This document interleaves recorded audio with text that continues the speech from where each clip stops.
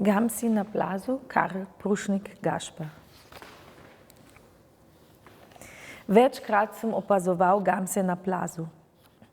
Gamsov rod ima svojo domovino v strmih pečinah in skalah, v nevihtah in burjah, v snegu in zametih.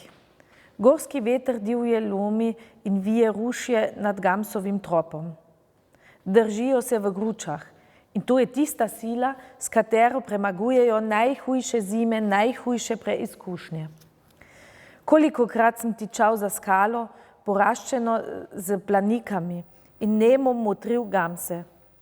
Bil sem popolnoma tiho, da jih ne bi zmotil. Če so sami, če jim ne grozi nevarnost, so kot trop pohlevnih ovac.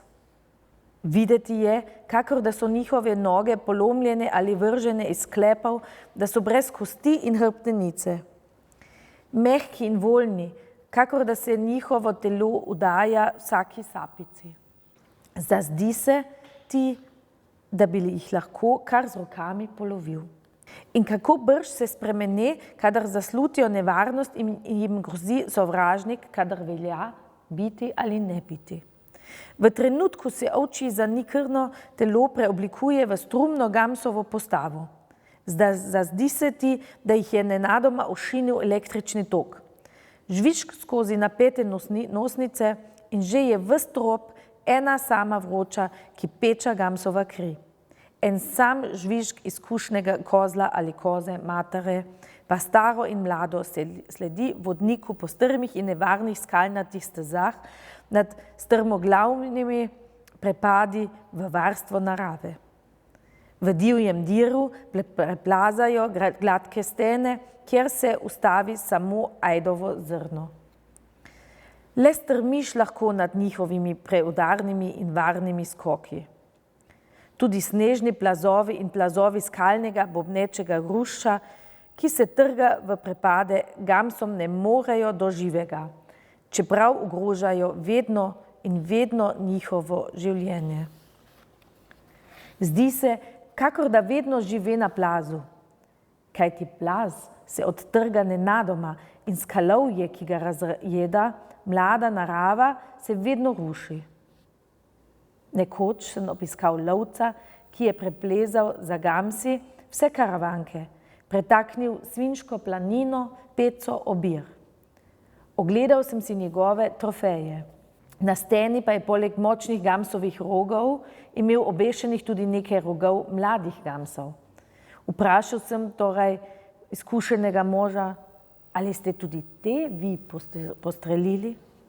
Mož, Rajni Stroškov oče, ki je imel takrat že precej nad 70 let in jih je le po najnem srečanju preživel še 20, mi je z očakovsko besedo odvrnil: veš, Kori.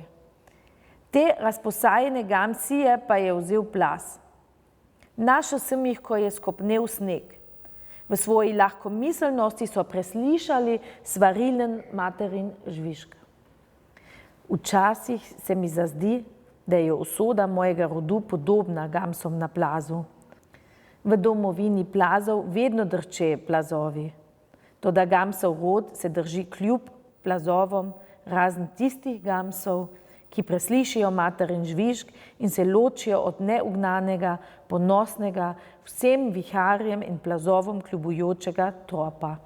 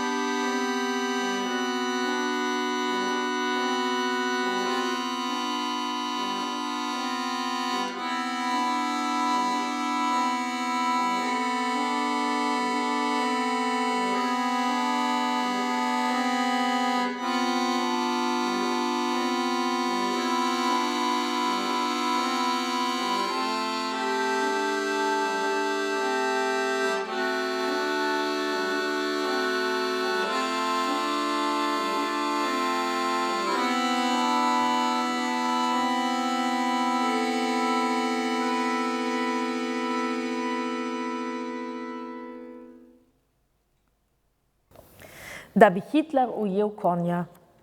Marca 1938 nas je zasužnil Hitler. Že prvi dan se je priteplo k nam 15 esejecev z orožnikom Hribernikom na čelu. Napravili so hišno preiskavo. Našli so tedaj nekaj gramov dinamita, ki nam je še ostal od razstreljevanja skal za gradnjo hiše.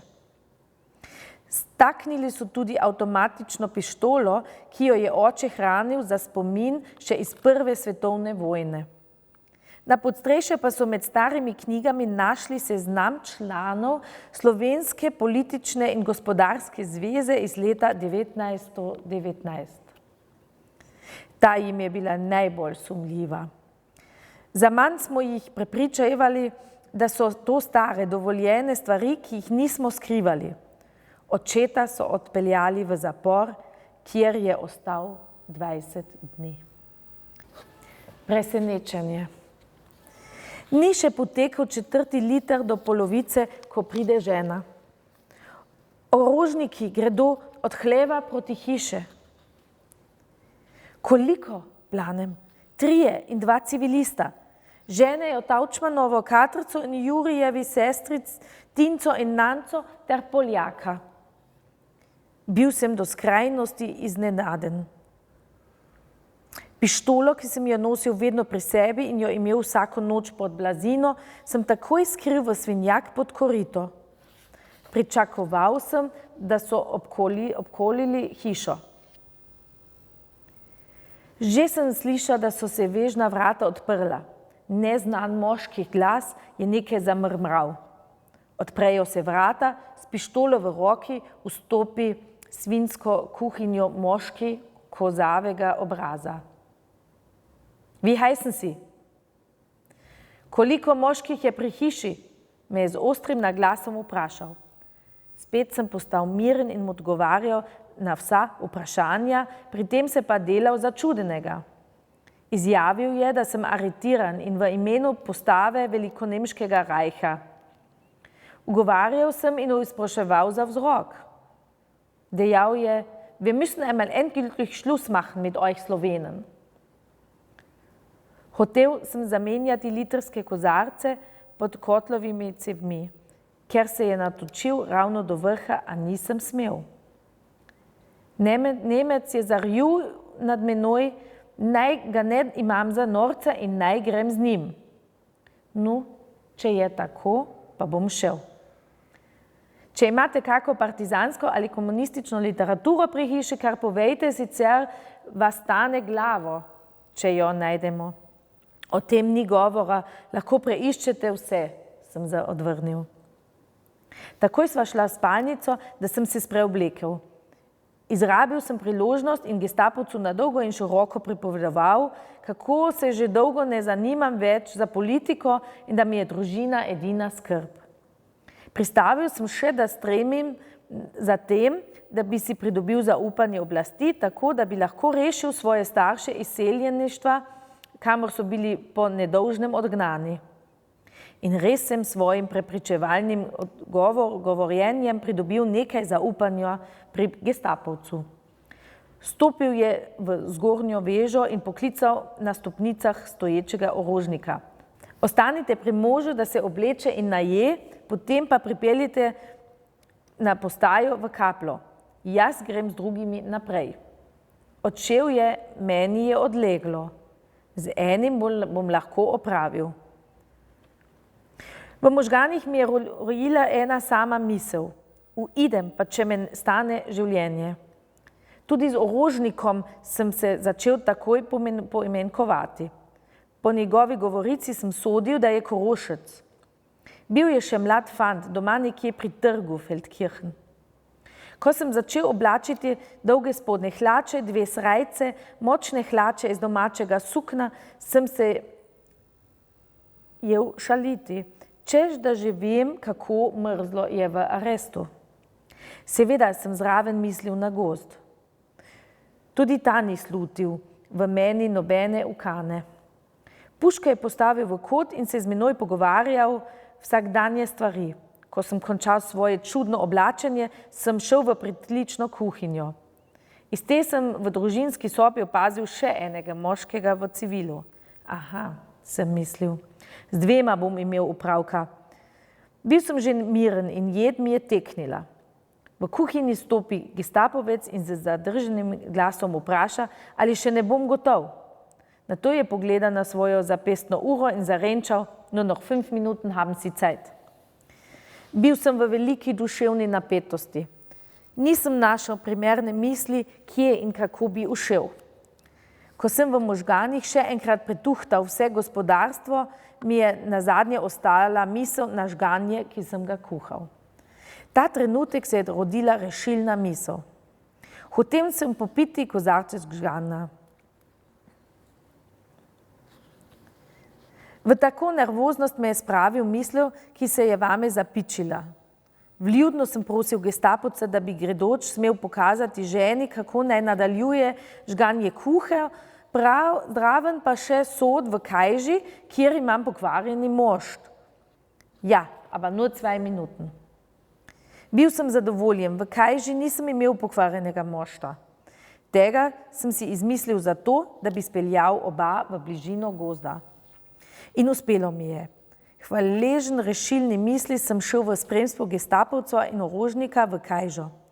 Tam sem pokazal neki sod in precej odsotno govoril, kako naj žena kuha žganje iz pokvarjenega mošta. Spremljevalca pa sta stala tesno ob meni in me nista niti za trenutek izpustila izpred oči. Ko sem stopil pred kajžo, sem jima rekel, je pač hudo, tako na hitro zapustiti gospodarstvo in hišo, ki me potrebujeta. Tedaj sem se obrnil proti gozdu, še vedno stisnjen med obema Nemcema. Spustil sem iz rok aktovko in rokavice, zavpil "Viertajh" in se pognal v dir.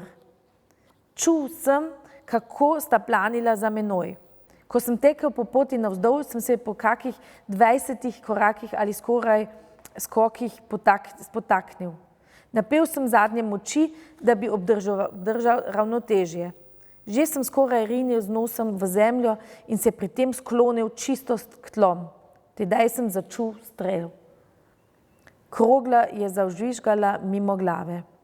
Zravnal sem se in tekel že kakih 200 metrov, ko sem se spet spotaknil na korenini. Zvalil sem se nazaj na pot, ki sem jo hotel zapustiti, a sem bil preveč v zaletu, da bi mogel zaviti v stran. Komaj sem se pobral in nadaljeval tek, je padel drugi strel. Tekel sem in tekel. Nisem se ustavil prej, dokler ni bil za mano naš in sosedov gozd.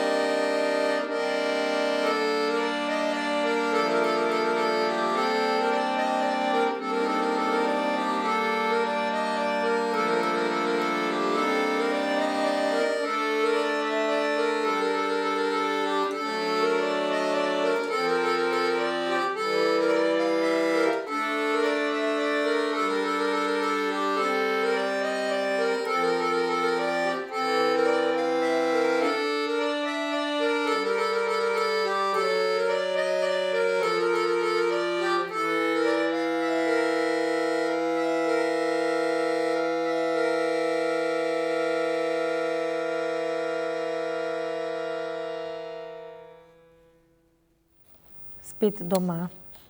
Zadnja zima je bila za koroške partizane nedvomno najhujša. Ko smo šli s Svinjske planine, so se ofenzive šele začele. Srečni so bili tisti, ki so se pretolkli skozi sneg in hajke in se obdržali na Svinjski planini po osvoboditve. Zdesetkane so bile vse čete, pa tudi Mirkov bataljon. Nešteti grobovi so v tej zimi zrasli na tej planini. Prepričan sem, da se bomo na ozemlju južno od Drave vendarle malo oddahnili. Toda komaj sem pogledal čez Dravo, že so nas v zgornjih Libučah napadli z ročnimi bombami. Imel sem srečo, ker nemške bombe niso imele take moči kakor naše, ki so bile nasekane. Tako mi je glava ostala cela in le v levi prsni mišici imam še danes košček pločevine v spomin na ta dogodek. Jahal sem namreč konja in ko so začeli pokati bombe, sva zamenjala položaj. Jaz sem bil pod konjem, on pa na meni. Tovarišem sem pokazal rano. Drobec je tičal tako globoko, da ga nisem mogel izdreti. Fantje so se mi smejali in govorili, da je Nemec kar dobro pomeril, kajti zadev bi me bil točno v srce, če bi bomba imela večjo moč. Snidenje. Zdi se mi, da se moram ob koncu z nekaj skromnimi vrsticami oddolžiti še tistimi, ki so mi v vsej dolgi borbi tudi dajali poguma in opore. Julija se je kot blisk razširila po Celovcu novica, da so se vrnili izseljenci. Kje so moji, je treščilo vame in hitel sem po glavnem trgu, ki se je pred kratkim imenoval še Hitlerjev trg in se je smejal, kakor da bi bil zmeden. Našel sem jih v porušenih poslopih bombardirane jezuitske vojašnice, ki je bila pod vodstvom angleške okupacijske vojske. Jeza me je zgrabila. Prerival sem se med stražami, ki so bili sami tuje, neznani, surovi ljudje, razni belogardisti in četniki ter drugi begunci. Tem tujcem sem moral pojasnovati, da sem bil partizan, da imam med izseljence svoje ljudi. Moral sem se celo legitimirati. Škripal sem z zobmi in se tresel po vsem životu. Ali so zato trpeli v izgnanstvu, da jih zdaj stražijo tujci domljive preteklosti? Ali so naši izseljenci zaslužili tak sprejem? Ko sem se slednjič preril skozi labirint umazanih kamnitih stopnic in skozi neštete mrke straže do zgornjih nastropij, sem našel naše drage v umazanih temnih sobah. Stopil sem na stol in jih pozdravil v kratkih stavkih. Besede so se mi s težavo trgale iz ust. Dobrodošli, ljubi rojaki, dobrodošli v domovini, s krvjo vaših sinov osvobojeni Koroški. Mudilo se mi je, kje so oče, mati, sin? Še nikoli se mi ni tako mudilo. Mater sem našel, kako je sedela na svoji culi, ki je bila podobna ciganski bisagi. Padla sva si v objem in skozi mokre oči sem skomaj spoznal njen obraz. Bil je ves ostarel. Nekdaj sivi lasje so bili čisto beli. Znova sem stisnil njeno glavo na prsa. Skušal sem se nasmehniti skozi solze. Nato sem objel še očeta. Toda kje je Vladimirček? Bil je izmučen, je odgovorila mati in pustili smo ga pri teti Marici na Brnci. Potem pa je odločno dvignila glavo in strdito rekla: Veš, Kori, kaj takega pa še ne. V Beljaku so nas v vragi hoteli peljati nazaj. Kadar je mati uporabljala take besede, potem je že moralo biti nekaj strašnega. In res so vsi izseljenci začeli ogorčeno pripovedovati, kako so jih v Beljaku sprejeli surovo, tuje in kako so jih hoteli vrniti nazaj v Nemčijo. Planil sem na motorno kolo in zdrčal po asfaltni cesti proti Beljaku, da vidim še Vladimirčka, da stisnem k sebi svojega otroka. Dodajal sem plin, da sva bila z motornim kolesom kakor zdivjana žrebrca. Vladimirčka sem našel kot zrelega 10-letnega fanta. Na harmoniko mi je zaigral poskočno koračnico, sam pa sem ga gledal in poslušal. In ko je opazil solze v mojih očeh, je možato pripomnil: vsi trije, mama, ati in jaz, smo vedno govorili, če padeš, bomo vsaj vedeli, da si padel za nas.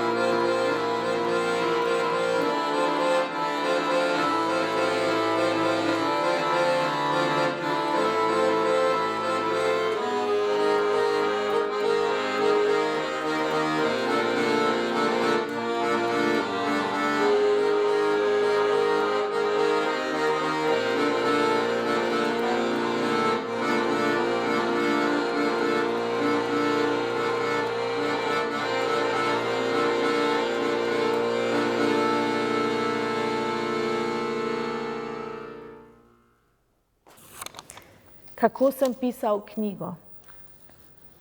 Marsikdo s strahom v srcu izreče besedo Karlav.